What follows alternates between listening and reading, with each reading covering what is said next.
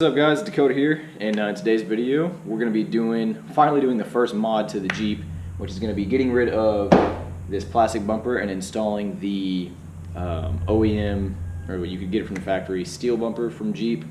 I'm pretty excited about this.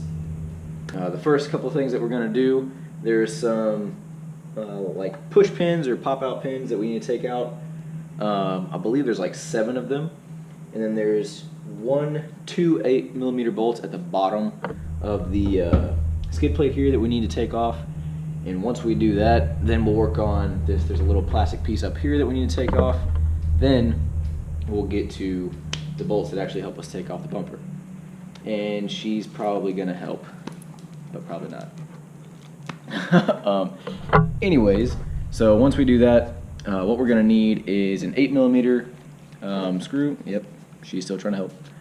An 8mm screw, just a flathead screwdriver, or if you have the actual tool to help get those pop pins out, that's going to help. And then now for me, once we actually get to installing the steel bumper, I'm going to take off the end caps because 1, I don't want to have them on when I'm driving the Jeep anyways, and 2, as far as mounting the bumper, it's just going to save some weight to make it a little bit easier to maneuver and make sure I put the bumper where it needs to go. And for that, you're going to need a T45 Torx screw. And I believe there's 8 bolts you'll have to take off in order to take off the end caps. So, long story short, let's go ahead and get started. Alright, so I'm going to go ahead and start with the 8mm bolts. And there's only 2. There's one here and there's one over there.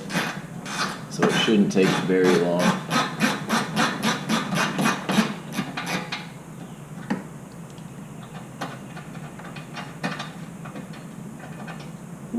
There's one. Now we'll get to the other side.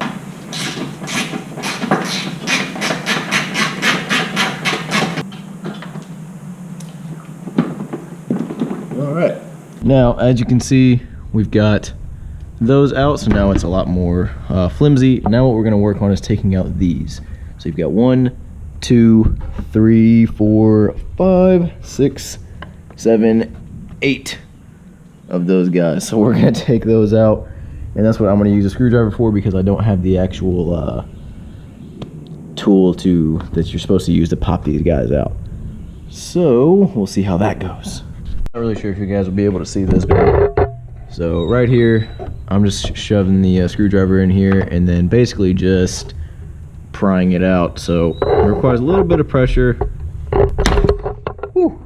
And there you go. Once you get all those annoying little push pins out and those 2 8mm bolts, this guy just comes right off and you can toss it.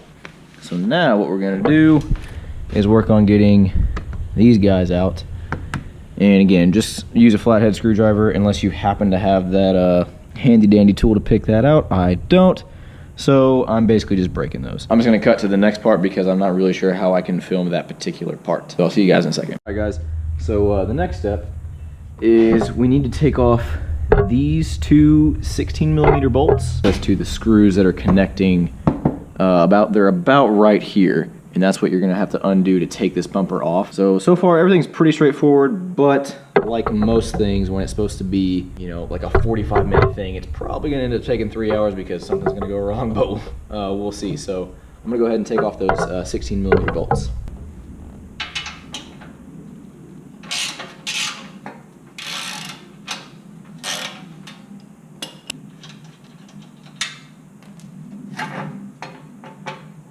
Oh, I guess there's more of them because it didn't fall like I thought it was going to. Oh, you know what? No, there's 2 little hooks that they're on. All right. Now just to kind of show you guys, so it's these right here that you're going to need to take off in order to put the steel bumper on. You can see there's 1, 2. And there are 2 on the other side over here. Same, so you got 1, 2, and then 2 on the other side of this piece of the frame. So you got 4 on each side that you're gonna have to take off. And so once you get those taken off, then you should be able to take the bumper off. All you have to do is disconnect the fog light and you should be good to go. So let's work on that. Okay, so it turns out these are 18 millimeters, and what you're gonna need is a socket extension so you can make sure that you actually are able to get it all the way on there. And like I said, you got one here, and then one on the, or two on the other side over here, and then the same thing on the passenger side. And then once you take those off, you should be good to take the bumper off.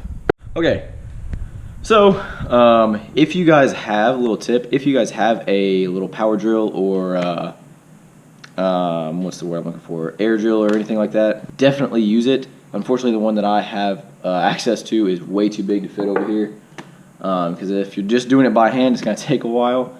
Also, it's not that it's hard that I look like I'm sweating so much. It's also the fact that I live in Texas, and it's about like 100% humidity, so you just walk outside and you just get drenched in sweat. So anyways, I've got 6 more of these things to do, and then I'll just cut back to taking this guy off.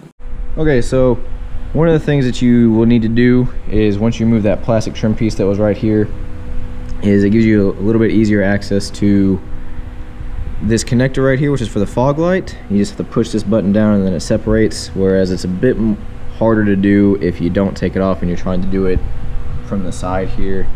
So just a little tip for you. Okay, now that all the bolts are off, we're just going to take off its nose, and it should be pretty straightforward, and then we'll put on the steel bumper. So here we go.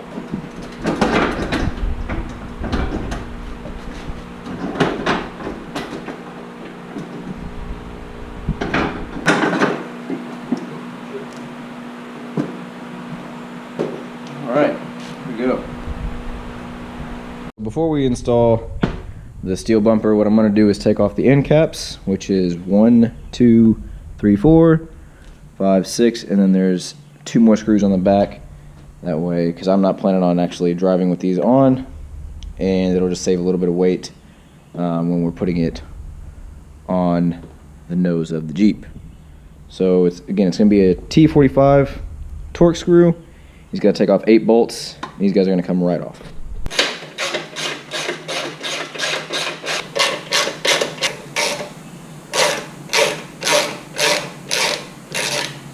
Okay, so now, after taking the end caps off, we're going to go ahead and try putting it on.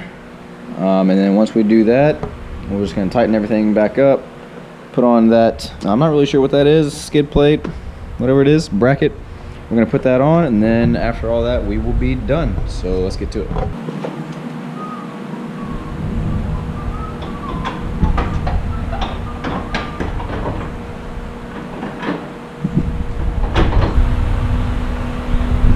So after some struggling, we finally got the bumper on.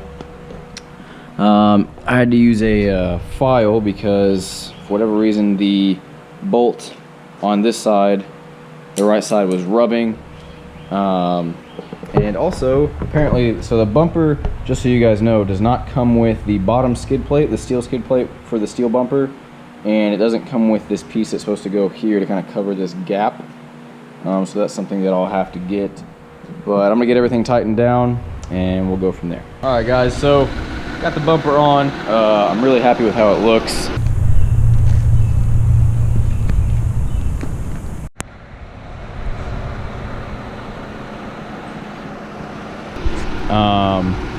So just to point out a couple of things. Again, when you buy it, it does not come with this piece that will cover this right here. So you'll have to do that separately if you're buying this aftermarket, unless you got it with the with your Jeep when you bought it. And it does not come with the skid plate down there, so I will need to buy both of those things.